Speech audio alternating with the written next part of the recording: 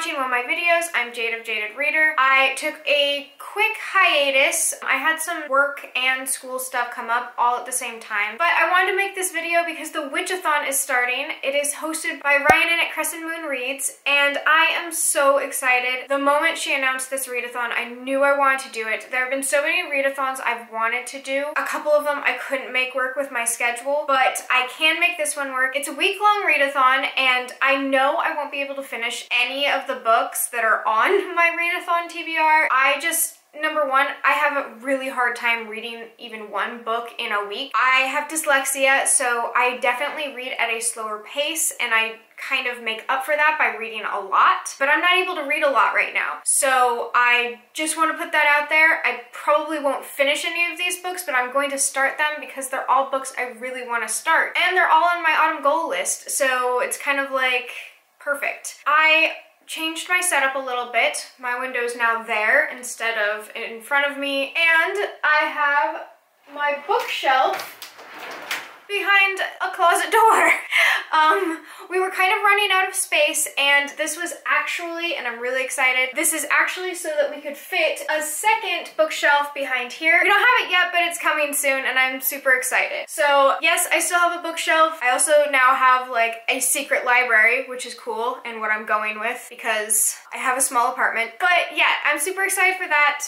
Here's my bookshelf. It hasn't gone anywhere, just kind of rearranged to accommodate the second bookshelf, which I am again super excited for because I have piles of books on the floor. But let's get back to this pile of books. I have to read these prompts word for word because every time she makes prompts for anything, whether it be like a tag, a readathon, anything like that, they're just so beautifully written, and I love them. This time of year is all about preparing for the dark and gathering enough harvest for winter. Read a book that is bound to make you warm and happy. Now for this prompt, I have Saga Book 2. I am going to hopefully read all the way through this, but if not, I can at least get through the first of the volume in Book 2. Saga just truly makes me happy. I laugh every single time I read it. There's a napkin in here.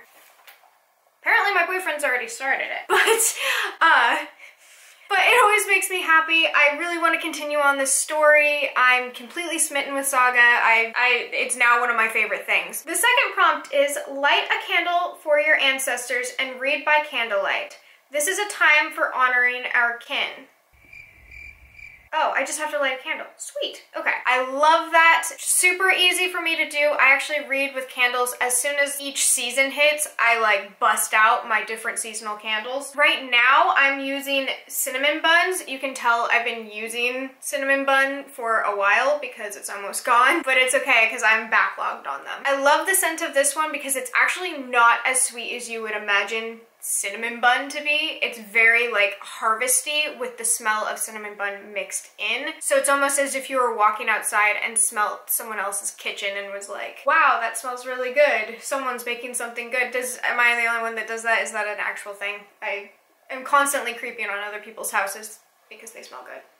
Like this candle. Next one, Samhain or Samhain. It's pronounced both ways. I read it Samhain. You can do Samhain, whatever. Is more widely known as Halloween, which also works. Read a spooky horror thriller novel. So we've gone through this before. I don't like have spooky thriller horror novels, but I really want to get into it. I have just read, that's gonna take some getting used to. I have just read The Female of the Species. I'll be doing this in my October wrap-up, so I won't get super into it, but I flipped out, guys. This was, I was like reading under the covers with a light because I couldn't stop reading it. And then Jess at Vellichor Books, I hope I'm pronouncing Vellichor right. I've heard Vellichor and Vellichor. And then Jess at Vellichor Books messaged me because I needed to talk to somebody about this, and she was open and willing, and I was able to freak out substantially, and she recommended I read Sadie. I have seen Sadie around, but I was thinking Sadie was like a contemporary romance. I bought the book and read the synopsis, and it's not. It's not a contemporary romance. So I'll let you know a little bit more about Sadie. When a popular radio personality, Wes McCrae, receives a desperate phone call from a stranger imploring him to find a 19-year-old runaway, Sadie Hunter, he's not convinced there's a story here. Sadie fled home after the brutal murder of her little sister from Maddie. Essentially, Sadie is on a revenge spree trying to find the murderer of her little sister. I believe that there's trigger warnings here for rape, sexual assault, and pedophilia, so I'm just going to tell you that going in. I've noticed that on other booktubers' trigger warnings. I don't know about it quite yet myself. I'm just going to give you a precautionary warning. Sadie is not a contemporary romance. I don't know. So the next prompt is, the veil between worlds is thinnest. Read a book that has paranormal elements. I have the perfect book for this, and it is Labyrinth Lost by Zoraida Cordova. This cover alone made me swoon. It follows a girl named Alex. She's an incredibly powerful witch, or bruja. She actually hates that she has powers, so she does a spell to rid herself of her magic, but accidentally gets rid of her entire family instead. On that horrible note, a boy named Nova appears. For some reason, it says in the synopsis she can't trust him, or the markings on his skin. Alright. Bit judgy, but... And the only way she can get her family back is to travel to a world called Los Lagos, a land in between, as dark as Limbo and as strange as Wonderland. I win the prompt.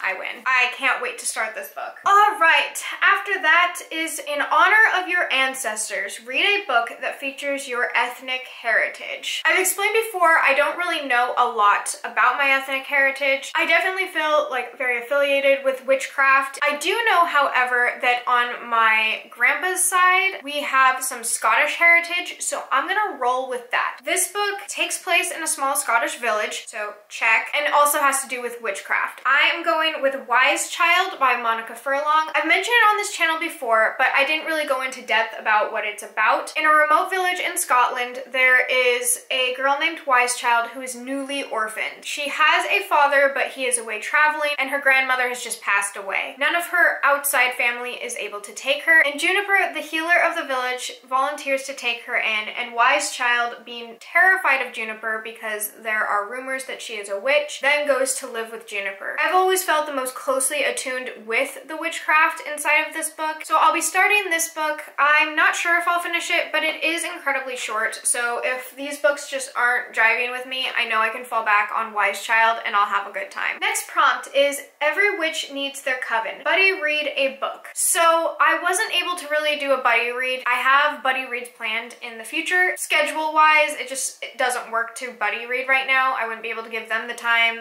They would have to start a book early, so I'm not doing the buddy read. Also, I actually am not part of a coven. I do solitary witchcraft. I'm a very solitary witch, which means at least I'm fulfilling this prompt honestly. And lastly, read the group book, The Girl Who Drank the Moon. If you've been following my channel, have already read The Girl That Drank the Moon. I finished it. It was still summer when I read it. I was picking blackberries. Where is it? I have already finished The Girl That Drank the Moon by Kelly Barnhill, but I will say I hope they really enjoy it. It was a little difficult for me to read the narrations at first. I wouldn't say it was an easy read, but it is very beautifully done, and the side characters really did it for me. All of the different supporting characters were amazing. Really hope that everyone enjoys the book and says hello to my favorite character, which was Furion, the little dragon, or big dragon. He likes to be called a big dragon. But yeah, that is it for my Witch-A-Thon TBR. I'm not going to do a vlog or anything because I really just want to take the time to read as much of these as I can. This goes on from the 21st of October to the 31st, and I want to give myself the entirety of that week to get as far as I can in these books. I hope you're enjoying the sun or more stars wherever you are, and until next time, bye! And I have, Jesus, come on. Now pretend it's pure coincidence that Alana's naked in this picture. Healer that lives on the hill. Why am I saying things that are so difficult to say? I definitely feel affiliated. I thought I wasn't gonna have bloopers. Like, who do I think I am? I'm sorry. I know. I'm sorry. If you can come with me. Why? Why are you doing this to my thumbnail? You're like the worst scarf I've ever had.